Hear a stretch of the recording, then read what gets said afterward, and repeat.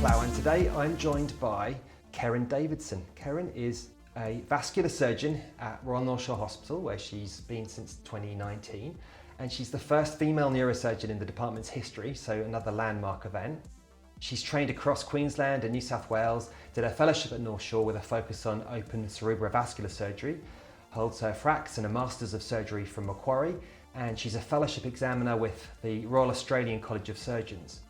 Her clinical and research focus is on aneurysmal subarachnoid haemorrhage, which is why she's here, and she has a side interest, which we'll get to later, that involves a different kind of patient entirely. So thank you very much for joining me, Keryn. Thank you so much for having me, Oli.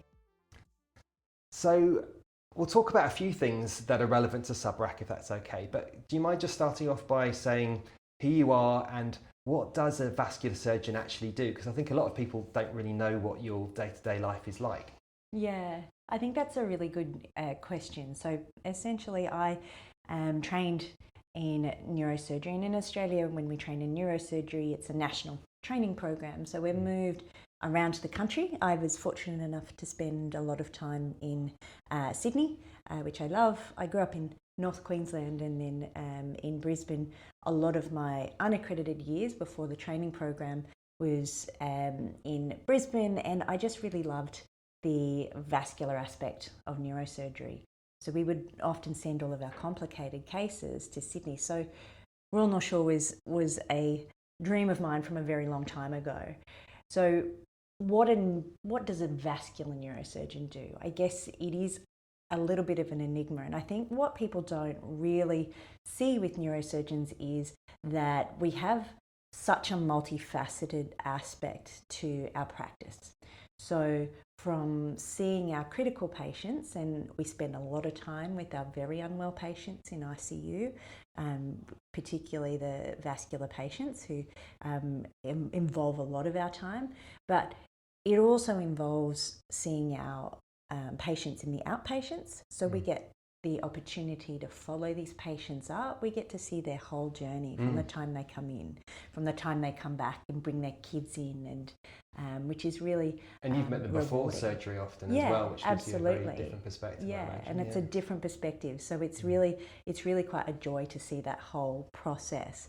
And obviously we spend a lot of our time in theatre. I think a lot of people think that we spend most of our time in theatre and then pop in to see patients otherwise, but we spend a whole lot of time talking to patients, seeing patients and following them up. Oftentimes, particularly in Sydney, we're covering a few different campuses. So I cover, obviously, my passion is public neurosurgery. I really like treating really unwell patients. So that's where I spend a lot of my time, but we all have private practice commitments as well. So it's a lot of juggling between different aspects of what we do. And what was it about blood vessels specifically that made you choose this over the rest of neurosurgery? You know what, that's also a really great question. It just always made sense to me. I really loved the anatomy. The anatomy is quite beautiful. So when you, from studying at med school, which you don't really get, you get cadaveric or you get picture aspects of it, but when you see it in real life, it's really pretty and it makes sense. And for me, I guess managing blood vessels, it's also really challenging as well. So being able to, and knowing that you can make a real difference in a patient's outcome, not only when they've had an event, but also when something's found incidentally. So being able to manage that. So it's just always been your something that I've really enjoyed. Yeah, I can imagine that. What would you say is the most misunderstood thing that ICU teams think about neurosurgeons? I think probably going back to that aspect of what we actually do. So I think knowing that the snippet of neurosurgeons that often ICU see is sometimes at our worst, sometimes at our best, and that's when we're treating critically unwell patients, we're coming in to round on patients, or we're having really serious discussions about the ongoing care of patients as well. So I guess I would think that maybe the understanding that neurosurgeons have this multifaceted aspect to their practice, and we're on call pretty much 365 days of the year. We, particularly at North Shore, we will look after our own patients if a patient has come in under us. And so if a patient of mine, and I've got a lot of patients, I've been there a few years. I can verify that. Yeah. And from even when I was a fellow, if I've been involved in their surgery, they will automatically come back to me. Yeah. Just I guess knowing that whilst sometimes it doesn't seem that we're all that present, I think we've got a lot of aspects to follow up with our patients, which you're not just hiding in theatres. Yeah, we're not hiding in theatres. I would love to hide in theatres all of the time, but sometimes I need to escape theatres as well, so I hide in ICU. Fair. Yeah. Okay, all right. Let's bring it back to subarachnoid haemorrhage now. Yes. Let's go back to sort of the clinical cases. If we think about the first few hours of after a subarach lands, what would you say are the first three things that you are thinking about before you've even looked at the aneurysm when a patient arrives in ED and you hear about them? Yeah, so I think first and foremost, it's always very patient-centered. So this is not a cookie-cutter recipe for every single patient. So what I'm thinking about is, how old is this patient? What is their presenting symptoms? Because there can be a real range of presenting symptoms, whether they're critically unwell and they've been intubated in a different hospital and transferred. And the next things that I'm thinking about is, how am I going to manage this? What are the resuscitation steps? And from a neurosurgery perspective, the resuscitation steps are obviously everything that happens in ED, or prior to transfer, but for me it's, does this patient need an EVD? Or does this patient need a blood clot to be taken out acutely? And that's all dependent on how they present and what their clinical signs are. And there's a bit on that, isn't there? There's the resuscitated WFNS, which is if someone comes in with hydrocephalus and a low WFNS score, or a high one rather, if they've had an EVD put in and they improve, that resuscitated one means a lot more, It means a whole lot more, absolutely. So I think prognostication and determining which way a patient's going to go is really, you can't really do that until we've appropriately resuscitated them, including managing that hydrocephalus. Okay, so what do ICU teams do in those first 24 hours that actually helps these patients? So we're very lucky to have such an established and experienced ICU. That's our helicopter landing, you can hear it. I might just pause it for a sec. So in that first 24 hours, we're really lucky. We've got such an established and experienced intensive care. And I think what we do well is we resuscitate patients really well. We get them through our emergency department, and oftentimes they'll come directly to our intensive care. We have a really high focus on blood pressure management, so making sure that there's no extended periods of hypo or hypertension, and making sure that the patient is then ready for the next step, which is treatment and stabilisation of what's caused this subarachnoid haemorrhage.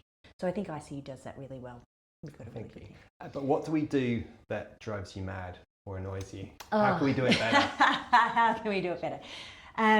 You know what? There's not a whole lot that drives me mad. Sometimes when patients are not super unwell and they come in with a subarachnoid haemorrhage, and the first question that's asked is, how long are they going to be in ICU for? Yeah, right. Yeah.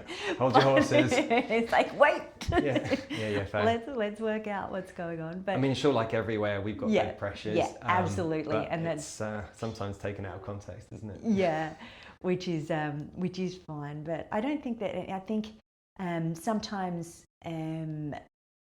getting hyperfixated on certain aspects, like if a person's been to theatre and they've got a high ICP but they're awake and alert, focusing on numbers rather than the patient can be a little bit, is something that I think just junior people, that's what we're trained to do as juniors, is focus on what the numbers are, but making sure that we bring that back to the patients, I think is helpful. And that's a really good point, actually, that we can all learn from, I think. Yeah.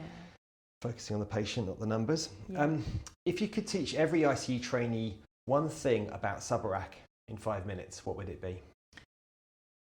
Focus on the patient. Look at what clinical signs they have, and make sure that you're taking that into context when you're doing all of the other things that you need to do, when you're putting in your outlines and making sure the blood pressure's okay. But things that we don't want to miss is really subtle deterioration. So I think in this day and age, there's such a move to looking at scans and looking at numbers and looking at protocols. Some of the art of making sure a patient... You can miss a clinical deterioration in front of you. That's right in front of you. Yeah. No, that's a so really I think good that's one. a really important thing to make sure our juniors do. So following on from that, what subtle bedside signs make you worried someone's getting into trouble before the imaging's caught up? So they're really subtle things, and I learned at a really early part of my career, and you know what, I was taught really well by our really senior and established nurses to look at really subtle signs. For example, different circulation or different aspects of the circulation will give you specific signs, like anterior cerebral artery, a patient who's, you know, GCS 15 but a little bit picky and a little bit agitated. You just get this kind of gut feeling that they're not quite right. And you know the senior nurses will say this person's going to get spasm. And they're right. They're often really right. So I think that's a really important thing to focus on. I think is really important, and especially like when we're doing studies and trials on delayed cerebral ischemia and trying to pick up signs. The more gross things like GCS or focal deficits and stuff miss it. And exactly. There are these subtle things that are picked up by experienced nurses and clinicians that are really important and are often a herald before a more significant deterioration, right? Yeah, absolutely. Yeah. What do you wish nurses felt more empowered to escalate? I once again, I know I'm talking our own unit up a lot, but I think that we have a really strong collegiality in our unit. Now nurses are not scared about speaking up about things. I think we give them the opportunity to do that. But I am always, when we do a ward round, we speak to the nursing staff to make sure that if there's any concerns, that they will voice them, and not just about the clinical situation of the patient, but even subtle things like, this person's sister was in and they were a little unsure about this, and being able to raise concerns on behalf of the family as well, because that is something that we sometimes will miss. So making sure we have that holistic approach to managing patients, and I think empowering the nurses to not be scared to talk to neurosurgeons. I think the time of that is hopefully gone. Well and truly gone. I hope it's gone. All right, and then just one about EVDs and hydrocephalus. I suppose EVD management is such a shared space between neurosurgery and ICU. What do you want an overnight ICU nurse to generally understand about the risks, not just the protocols around EVDs, but the actual stakes? Yeah, so we have quite clear protocols in place where we want an EVD to drain at a certain pressure. And the reason for that is looking at, we don't want the CSF or pressure to build up in the brain, because even though a patient might not clinically change very quickly with that, stretching the ventricles for a prolonged period of time, recovery from that can often be affected. So if a drain is not draining for a specific period of time, that's what we want to know about. So the things that we don't want is to come in the morning and say, it hasn't been draining for 4 hours, but the patients, they've been sleeping, but they're okay. So the stakes for that, I guess, is making sure that we're optimizing the best potential recovery for this patient. And on the same note, overdraining as well can also be problematic. Yep. So that can lead to subdural collections, which have their own consequence and changes in the CSF circulation. So we're pretty simple characters. Too much drainage, not enough drainage. Get the Goldilocks number just right in the middle. Exactly, get it right in the middle, make sure it's not leaking around the side. And presumably if it's not draining, you're worried it's going to be harder to unblock. If it's been blocked for a few hours, for a longer time, might have a bit of tissue in there that's going to be harder to move. Exactly, or it's moved. So if a patient, it sometimes if they've pulled in the suture is moved a little bit, then the drain might not be in the ventricle space. So it's just all about making sure that we've just got the appropriate amount, the Goldilocks drainage. That's what we like. Well, we won't get too much into the weeds of EVDs, but that's really helpful. Thank you. All right, let's move on to vasospasm, delayed cerebral ischemia, and how we monitor for it. So at North Shore, we normally advocate for a DSA at day about 5 to 7 for pretty much all of our patients. Can you just walk me through the rationale and the reasoning? Because obviously every hospital does this a bit differently. Yeah, I agree. And seeing the way that subarachnoid hemorrhage is managed around the country, based on my training, we do manage it differently at different hospitals. At North Shore, our philosophy has always been quite strong that we'd prefer to pick up spasm before it's symptomatic, which is not a widespread belief. But this was based on, we've had some very strong neurosurgical characters in the past who've established this, and anecdotally I think we've always had very good results with our subarachnoid patients. Is it because of that, or is it because of the way we look after them? I'm not sure, but I think the philosophy is that looking radiologically on that day 5 to 7, which is in that peak time for vasospasm, if we can pick up the subtle starting of vasospasm and we can treat that, the end game and the goal is always to try and decrease the amount of DCI every time. And I guess we know that DCI is caused by multifactorial reasons, but a lot of these reasons we can't manipulate. Correct. Whereas one of them is the vasospasm, and if we can do something to improve blood flow to the brain, it makes sense logically. And even though there isn't a good evidence base to back it at the moment, there isn't a good evidence base in a lot of subarachnoid hemorrhage care, and that's the rationale for trying to improve perfusion and microcirculatory perfusion as well. Right? Absolutely. That's exactly right.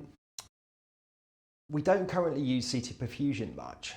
What's your take on CT perfusion, and do you think it's something that's going to be used more in the future or less? Yeah, my experience and our experience, I think, with CT perfusion is that I think it has potential, but there's just not the experience with interpreting the data and to a level where we can predict what the next step will be. Because it's still, whilst it's oftentimes an automated or algorithm that gives us, yes, there is slow flow, or yes, there is ischemia, it still needs to be interpreted by somebody who really and I'm not one of those people who clearly understand it. And I guess the other reticence with any non-interventional imaging is that we can't fix it. Yeah, so then you end up going to have a DSA. So then you're going to have a DSA, and then it's delayed time period between the diagnosis of the ischemia or the diagnosis of the spasm, and then you have to then move on to the next thing where you can treat that. Whereas if you're in a unit that can quite quickly and easily get a person to the gold standard treatment, which is also diagnostic, then that, I think for the moment, there's definitely logic behind that. Yeah, there's evolving literature in this space, and whether you're looking at sort of mean transit times and specific thresholds that are like indicative of DCI. But it's not something we've got a good evidence base on at the moment. Correct. And maybe that's coming, but I think it's really an interesting area, and it would be great if we could get a non-invasive test which then could point us to a specific area or not to a specific area, and it doesn't look like a DSA would be helpful. Yeah, But, absolutely. That's kind of, that's the holy grail. Yeah, that would be the holy grail, absolutely. We don't use TCDs at North Shore. Have you ever worked in a place that does, and do you wish we had it? I have. I am trained in TCD Oh, right. a long time ago. Yes, I did the TCD course at Royal Brisbane Hospital a number of years ago. And with Judith Pellepart. Yes. Yeah, right. Okay. Yes. And it was really interesting. I think the tricky thing with TCD is if it's well established and you have a unit that does it a lot, you really need consistency in the same person doing the TCD. Yeah, the inter-observer variability is a real thing, isn't it? Is such a game changer as well. And you're relying on your specific interpretation of what that flow sounds like. So it's not as, what would that be, sensitive, I guess. Yeah, I mean, that is the big issue with it as well. And the other issue is that you need a bone window that works. Correct. And some people have just got thicker bones than others, and you can't get anything. Absolutely. And you're really only looking at MCA and ACA, occasionally PCA. And then all of the smaller vessels, you don't really know what's going on. Yeah, you can't see that. So whilst I think if you have a delay to getting any other sort of treatment, I think I could see that it being super helpful. A filter in that perspective. I know that some units have daily TCDs for their patients with subarachnoid hemorrhage, but it's just, I worry about the inter-observer variability. I think it's only Perth that have a TCD service now in Australia. Oh really? So I thought Melbourne did as well. Yeah, so it's pretty pretty limited. And I think that reflects practice as well. And availability of better quality CTAs and CTPs being used more, and then more people being able to do DSAs. Yeah, access to DSA. 100%. Hot take. Are we as a field over obsessed with vasospasm? I don't think so. I think that vasospasm and DCI is the bit we haven't got right yet. I think that is the bit that helps patients recover.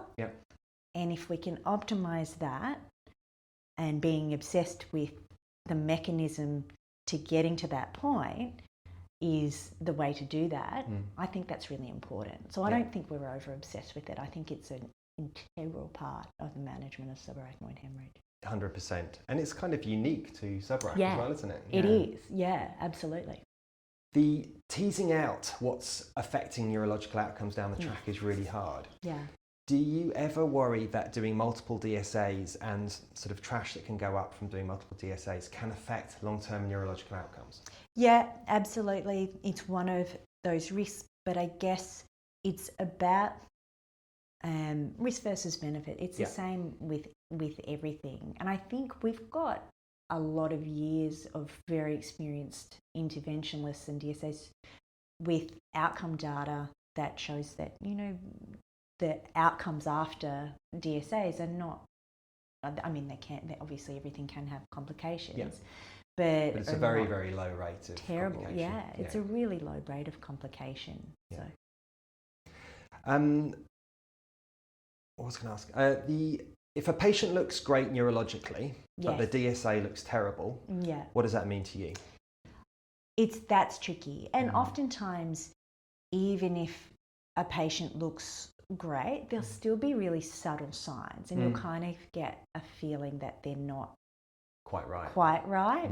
And that comes back to that subtlety in examining your patients and knowing your patients well, which I think we do well as a unit. So generally speaking, I think that is a turning point to, the spasm is going to be symptomatic, and we like to be aggressive and try and stop the symptoms before they start. So if they have a terrible looking DSA, I think that's a herald to the clinical signs are coming, and then that micro damage can be done, 100%. Which is what we want to avoid. Sleep deprivation. So we do intensive neuro-obs on these patients. In the neurosurgeons or Fair, and in the intensivists as well. I think everyone's been guilty of that, right? But I feel like sometimes we're just getting into that window where spasm's more likely, everyone's looking for it, but also the patients have kind of being kept awake for like 7 days on the trot Yeah. with all the things going on in ICU and the neurobs and stuff. Yeah. How much of a factor do you think that plays in terms of us like weighing in what sleep deprivation, what spasm? Yeah, it's really hard. I think that's very difficult because you don't want to miss something, but you don't also want to cause something. Yeah. So I agree. Where is the happy medium? I'm not sure, but it's all finding that balance and saying, okay, let them get a good night's sleep, but then missing something that happens at 2 o'clock in the morning, because it always happens at 2 o'clock in the morning, and it's between the observation times. So I think we don't have a good way of being able to monitor these things not symptomatically. So I think it's one of those things that it's the best that we can do. And I think we can do it better sometimes by clustering cares and trying to do everything at once with the neuro-obs. Yeah, absolutely. And then letting them have 4 hours of sleep in between, and then waking them up again, rather than every 5 minutes. And then medication in 2 hours. Abu Ghraib interrogation style of keeping them awake the whole time. We've got to kind of absolutely. try and package it together. Packaging that. Our nurses do try to do that, but sometimes it doesn't always happen. Yeah, no, absolutely. Okay. What would you say the biggest myth is in subarachnoid hemorrhage care? The biggest myth? I think a lot of the old school myths with subarachnoid hemorrhage around things like the patient needs to be kept in a quiet, dark room. They can't have caffeine or coffee or chocolate. I think that's mean. Yeah. I don't think that there's any literature to support that, but certainly those have been the things that have been the mainstays. So not having coffee or caffeine for their time. And they get the caffeine withdrawal headache on top of their subarachnoid headache. On top of their subarachnoid headache. So those things, I think those big myths, and making sure that patients have no stimulation with dark rooms, I don't think that has any. Doesn't actually change the blood vessels in their brain. No, it doesn't change the blood vessels in their brain. What do you think about nicotine? So some people are heavy smokers. Yeah. They can't smoke in hospital. Do you let them have nicotine patches? I don't. I worry about the vasoconstriction and the association with spasm. I'm actually not aware of any strong literature to say that is a real problem, but I certainly prefer them not to have it. I stay away from it, like the plastic surgeons stay away from it with their free flaps. We don't like that. And it's a vasoconstrictor. It's a vasoconstrictor. Yeah, I get that. Okay. All right, let's talk about surgery versus endovascular repair, if that's all right. You love clipping aneurysms. I love clipping aneurysms. Say it out loud and tell us why, because it's not always fashionable. I do love clipping aneurysms, but I think going back to my initial points was we always put the patient at front and centre. Mm-hmm. So I love doing what I do because surgery and operating on aneurysms is beautiful and it's fun. But if it's not the best thing for the patient, then we shouldn't be doing it. So we have we're fortunate to have a really good unit in that we have strong advocates for surgery and strong advocates for endovascular management. So I think that there's time and place for both options, and we will, between ourselves and the interventionalists, will have some rivalry about management every now and again. But I think as long as you're doing the best thing for the patient, keeping them front and centre is the main thing. I get that. No, when I've witnessed these discussions, it always seems very collegiate how you guys do it. Which, you'd think there must be biases, because we have biases all the time in our judgments, but as long as people are aware of them and call each other out and there's a good level of communication, I think that's the best we can do. I think we do that well. So our interventional surgeons, they're not all radiologists, some are neurologists and some are neurosurgeons. We don't have any neurosurgeons that are interventionalists at the moment, but we all have biases. It's one of the reasons that I am not hybrid trained. I think that I would prefer to do one thing and not have that internal bias to deal with. because something might be quicker or something might be more interesting to do. Yeah. So that's just my personal philosophy. Yeah. And that takes it out. And that takes that internal bias. And we also have the really experienced interventionalists to rely on, and we're all part of the same unit, so our interventionalists aren't in a different department. Yeah.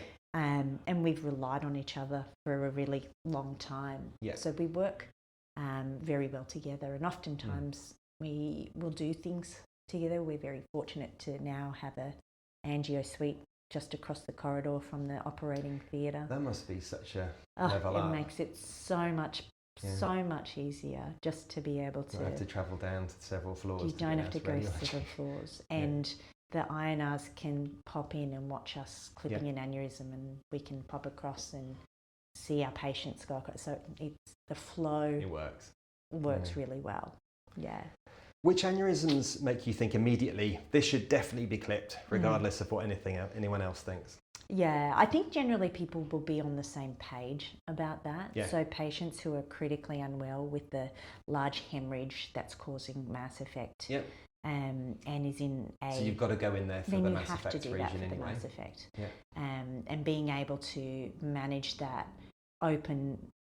with an open surgical approach is really important to have that skill set. So the ruptured MCA with a big clot, the ruptured, AC, anterior communicating aneurysm with a big clot, or a blown pupil, those are the ones that we would say, yes, straight to theatre. Nice. And posterior fossa, obviously, as well. Yeah, of course. Yeah. How do the conversations with our INR colleagues actually work if you disagree about something? So if you had a disagreement, how does it get resolved? How does it work? You know what? You would think that there would be more rivalry with that discussion, but it actually works really well. So as long as, I think, doing the vascular job, you need to know your limitations and you need to know when to stay in your lane. So for me, what I will do is I will openly and honestly say, this is what I can offer this patient, and I think that surgery would be a more robust solution. Or by the same token, I'll say, this is really hard for me because there's perforating vessels there, even though it's a wide-necked aneurysm. Can you please coil it? So it works both ways. And so sometimes, even though both of us may be reticent to treat something, we generally, we're always able to come to a very amicable and reasonable solution for that patient. So, what's your take on stent-assisted coils and the necessity for DAPT afterwards and how it complicates subarachnoid treatment? Yeah, so and that's part of our conversation that we have as well. So the things that we look at is, if this patient's going to need dual antiplatelets, what are the chances that we're going to need to convert their EVD to a shunt? Yeah. And we run into that problem more and more with complex aneurysms that are better treated endovascularly, but they do have a shunt.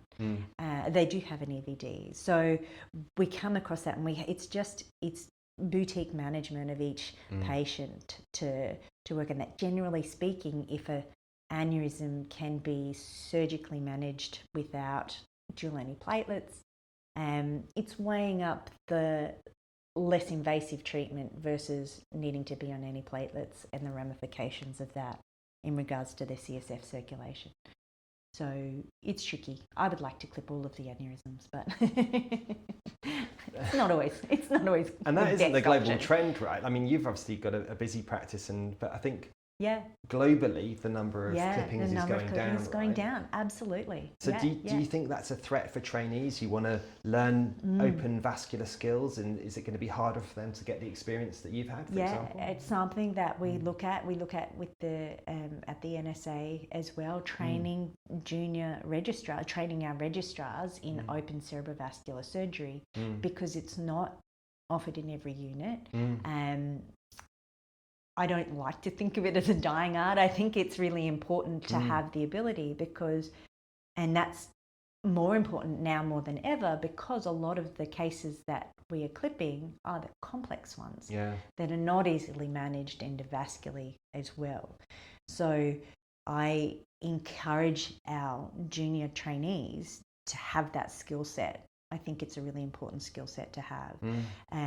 We have a number of courses that we offer. We work with other open neurosurgeons in the country, where we run courses to create interest in wanting to learn the skills of cerebrovascular surgery. But it's a stressful aspect to neurosurgery. So it's not always palatable to people, but I think it's really important.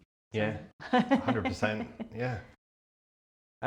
What makes a great vascular neurosurgeon? And is it different to what people think? I think that is also a great question. I think for me, the things that make a great vascular neurosurgeon are also the things that make a great clinician. So keeping the patient front and center at all times. From a demeanor perspective, I think vascular surgeons need to be bold and you need to be brave, but you also need to not be arrogant. You need to know your limits and know when to stay in your lane, when to ask for help. I think that's really important. And that's something that surgeons culturally have not done well in the past. So being able to advocate strongly for patients, but also knowing when to ask for help is really important. Always expecting the best, but preparing for the worst. Hoping for the best and preparing for the worst. I think are characteristics, and you need to be resilient because you can do a technically perfect operation and still have a bad outcome. So and then have to go back and do another operation. And then have to do that day. Yeah. So you need to be resilient as well. So I think those are the things that give you, and you need to be comfortable with being uncomfortable. It's cliched, but that's what we do. I mean, you've had an incredible career and you've risen right to the top of your profession. What is quite a standout in neurosurgery in general is that there are very few female neurosurgeons. Yeah. What's it been like training as a female neurosurgeon, and what advice would you give to female trainees who want to do neurosurgery? I think that once you have a passion to do something, you just have to chase that. And I've been fortunate enough and stubborn enough to do that over my years. And it hasn't always been easy. I think the culture in surgery and neurosurgery is changing. But, we come from a time where it's still a very male-dominated profession. There is not parity in the amount of female neurosurgeons, and certainly not in vascular and open vascular neurosurgeons as well. So I had always had very strong role models to have encouraged me to play to my strengths, and this is fortunately for me a strength of mine. But I think making sure that you follow what you want to do because you want to do it, I think is really important, and making sure that young women who are surgeons see that it's not something that you can't do. Women are great at multitasking. So I think as long as you and we're all very well educated, and it's all about making sure that we're offering the best treatment to our patients. So we can manage doing multiple things at the same time. So I think being visible to our colleagues and encouraging women to consider this sort of training and to make sure that it's not seen as off the table because of impacts on life or because it's hard. And I think that casual bias or that casual kind of sexism, I guess, that you see day to day, calling people out on that in a nice way, but calling people out and saying, well, that's really not the way we look at it anymore, I think is also really important, because people do what they've always done. Yeah, it goes back to the standard we walk past Is the standard we accept. Yeah. Absolutely, yeah. And do you think that's improving? I think it is. I like to think it is. I'm certainly playing my role and hoping to, and encouraging women to be more present and going for these roles. And I think it is changing. I think the perspective of a surgeon only having to be a specific gender is actually getting tired. We know that having different genders and different backgrounds and different people looking after patients will give better outcomes. There's lots of literature on that.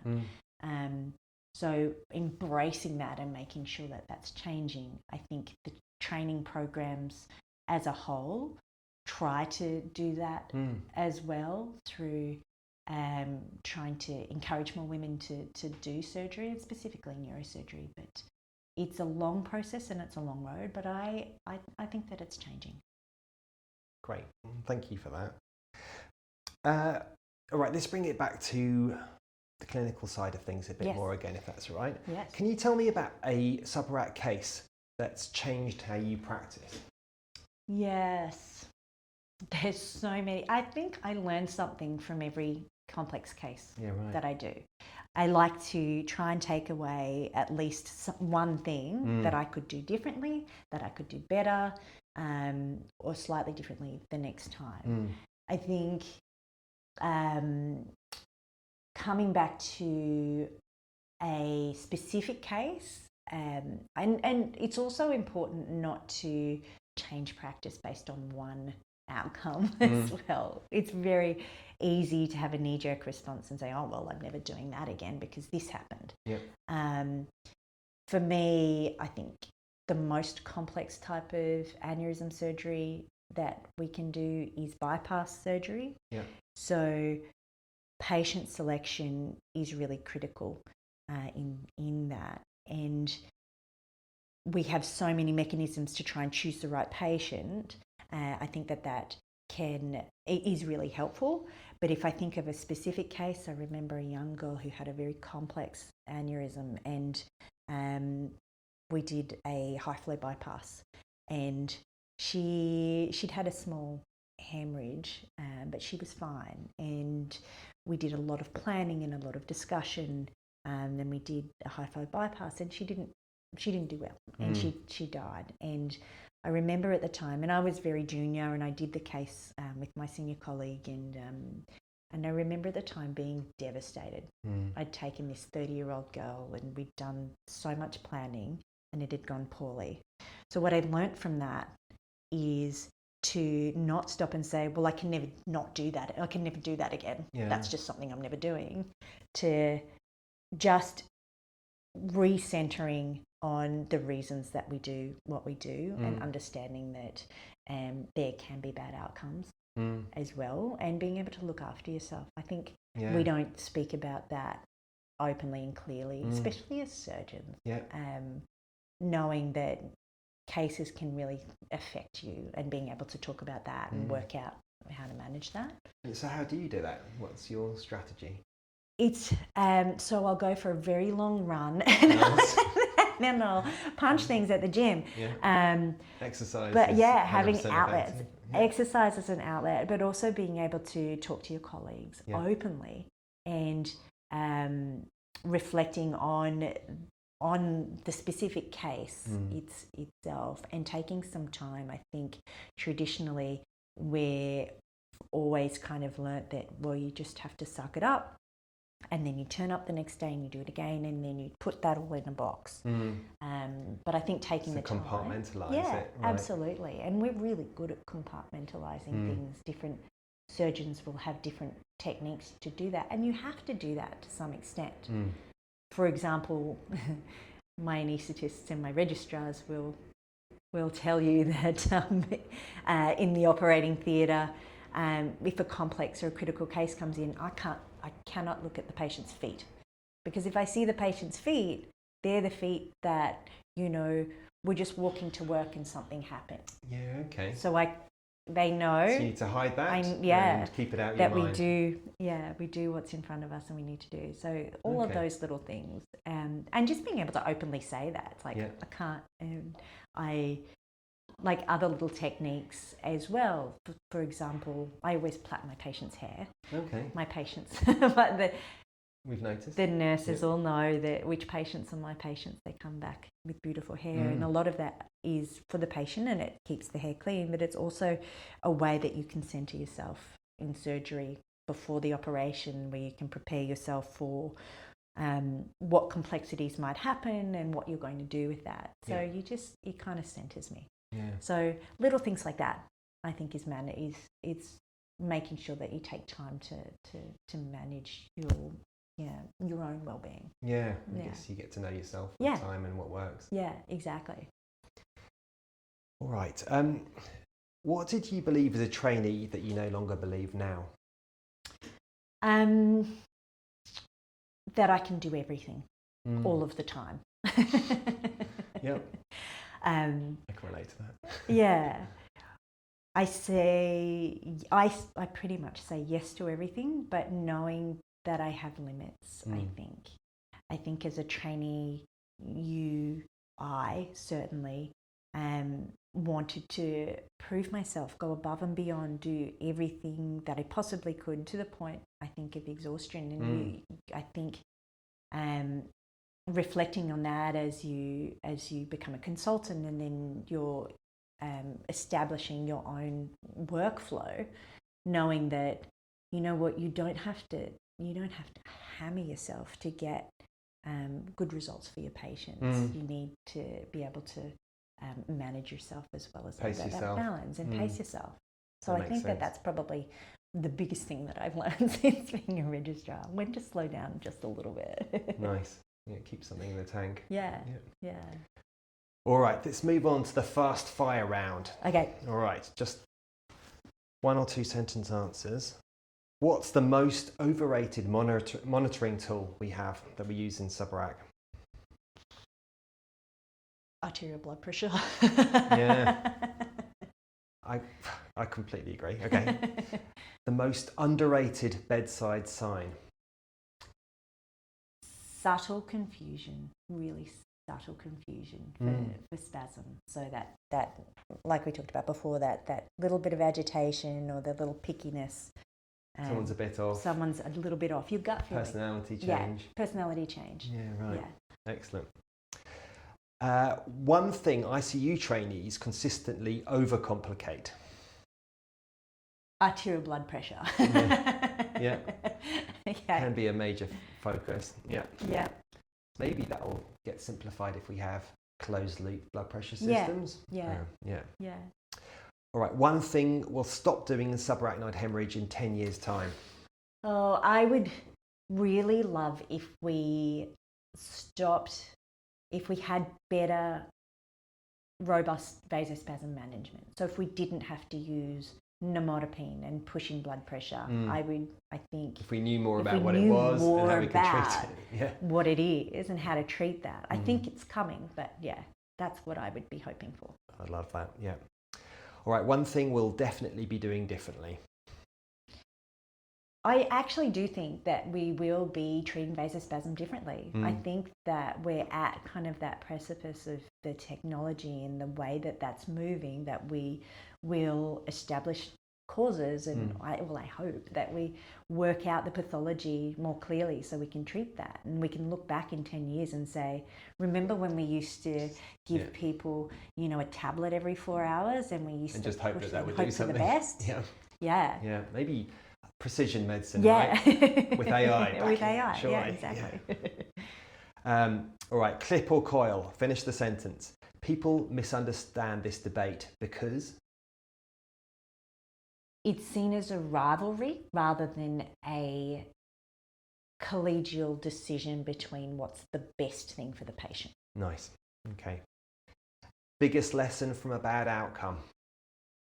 I think going back to that case, knowing that you can do a technically perfect operation and still have a bad outcome, and knowing that that doesn't mean you should never do that again. No. Okay. Excellent.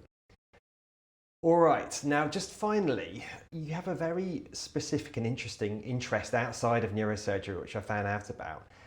How does a vascular neurosurgeon end up operating on dogs? I need the actual story now. I know, that sounds terrible. It sounds like I just go and cut up dogs. I don't, I promise.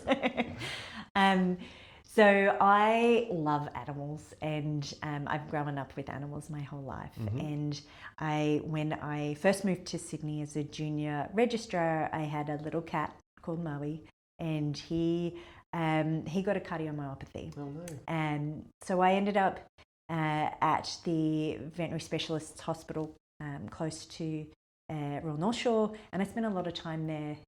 He was in and out. But during that time, I became quite good friends with the veterinary surgeons and the vets there, and they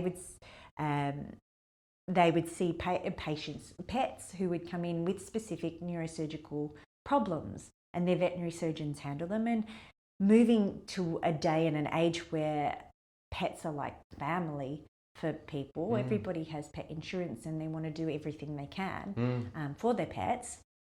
More and more people were opting for more invasive management of things.